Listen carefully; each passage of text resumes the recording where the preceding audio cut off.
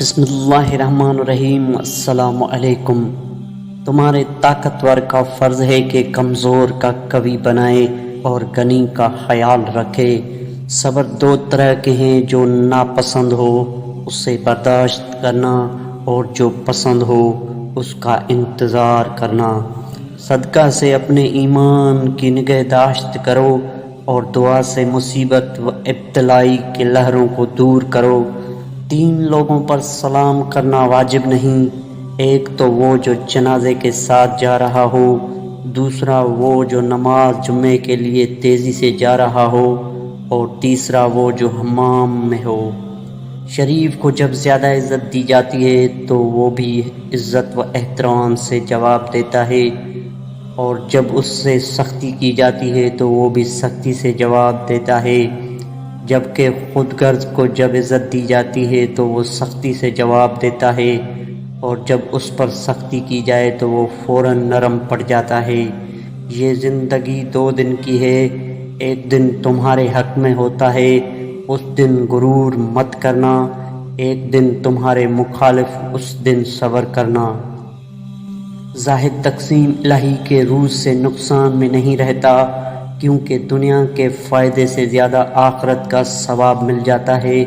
لذات دنیا کے حریص کو حرص سے زیادہ کچھ حاصل نہیں ہوتا، اور آخرت کے ثواب سے بھی محروم ہوتا ہے۔ ہر بندہ کے لیے خدا کی طرف سے 40 پردہ داری کے انتظامات ہے، یہاں تک کہ 40 گناہ کبیرہ کر لے تو سارے پردہ اٹھ جاتے ہیں، اور اللہ ملائکہ کو کہتا ہے کہ اپنے پروں کے ذریعے میرے بندے کی پردہ پوشی کرو۔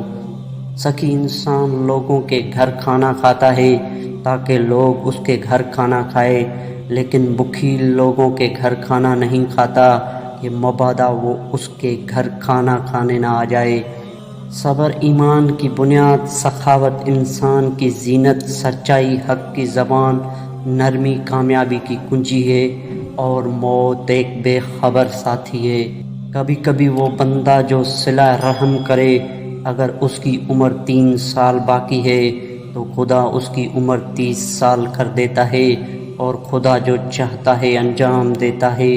جس کی عقل تھوڑی ہو اس کو کچے بادام کو اونٹنی کے دودھ کے ساتھ کھلا دو، 30 دن میں اس کا دماغ تیز ہو جائے گا۔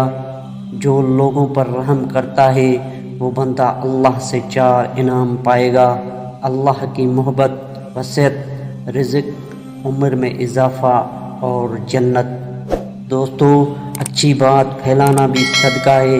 اللہ ہم سب کا حامی و ناصر ہو۔ اللہ حافظ۔